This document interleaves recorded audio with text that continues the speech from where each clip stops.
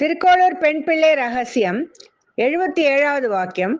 நீரோருகம் கொண்டேனோ காசி சிங்கனை போலே. இது திருக்கோளூர் பெண் பிள்ளை மொத்தம் 81 வாக்கியம் சொல்லியிருக்கா.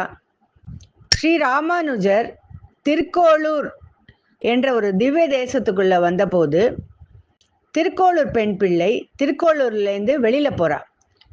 ஸ்ரீ ராமானுஜர் அவகிட்ட எல்லாரும் ஒரு திவ்ய தேசத்துக்கு வரணும் தானே முயற்சி பண்ணுவா, நீ இவ்வளவு நல்ல திவ்ய தேசத்திலிருந்து ஏன் புறப்பட்டு போற அப்படின்னு கேட்டதுக்கு அவ 81 வாக்கியம் சொல்லி தான் ஏன் போறேன் அப்படிங்கிறதுக்கு 81 விஷயங்களை சொல்லி,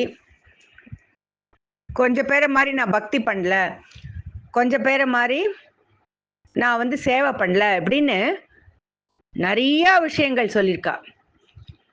திருக்கோளூர் பெண் பிள்ளை ரகசியம் இந்த வைஷ்ணவ சம்பிரதாயத்தை சேர்ந்த இந்த ஒரு நூல்னால நமக்கு குரு பக்தினா என்ன அப்படின்னு தெரிஞ்சுது, கடவுள் பக்தி அப்படின்னா என்னன்னு தெரிஞ்சுது, அப்புறம் சில ஆழ்வார்களோட சரித்திரம் தெரிஞ்சுது, அதுக்கப்புறம் கடவுளே தன்னோட பக்தர்களுக்காக என்னெல்லாம் செஞ்சிருக்கார் அப்படின்னு நிறைய விஷயங்கள் நமக்கு இந்த நூல் மூலமாக திருக்கோளூர் பெண் பிள்ளையின் வாயிலாக நமக்கு கிடைச்சது.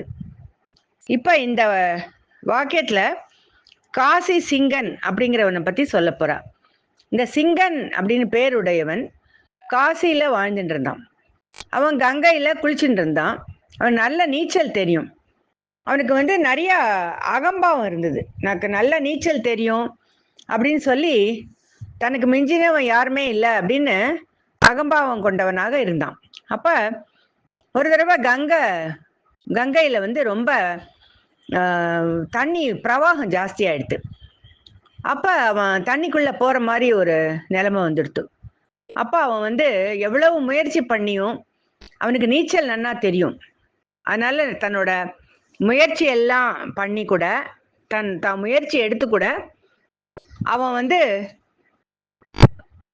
அவன் தன்னை காப்பாத்திக்க முடியல, அவனால தன்னை காப்பாத்திக்க முடியல. அப்ப நாராயணனே கதி அப்படின்னு சொல்லிட்டு சரணாகதி அடையறான். இந்த நீரோருகம் அப்படிங்கிறது தாமிர புஷ்பம். அவன் ஒரு வைஷ்ணவ பக்தன்கிறதுனால அவன் தினம் தாமிர புஷ்பத்தினால பூஜை பண்ணிட்டு வருவான். இப்ப இந்த தண்ணியில முழுகிற மாதிரி நிலைமையில அவனுக்கு வேற யாரும் கதி இல்லை அப்படிங்கும்போது எப்படி கஜேந்திர மோட்சத்துல கஜேந்திரன் கதி இல்லைன்னு நாராயணனை விஷ்ணுவை கூப்பிட்டதோ அதே மாதிரி இவனு நாராயணனை கூப்பிடுறான். அப்ப அந்த வெள்ளம் எல்லாம் ஒரு கொஞ்ச நேரத்திலே ஒரு காத்து மூலமா அவன் கரைக்கு சேர்ந்து முடிஞ்சு விடுறது. ஒரு காத்து அதெல்லாம் கரைச்சி விடுறது. அப்ப அவன் பழையபடி அவனோட புஷ்ப கைங்கரியத்தை பண்றதா இந்த கதை வருது. இப்ப திருக்கோளூர் பெண் பிள்ளை என்ன சொல்ல போறா அப்படின்னா, நான் என்ன காசி சிங்கன மாதிரி சரணாகதி அடைஞ்சேனா? இல்லையே, அதனால நான் இந்த ஊரை விட்டு போறேன் அப்படின்னு சொல்றதா இந்த கதை இங்க முடியறது.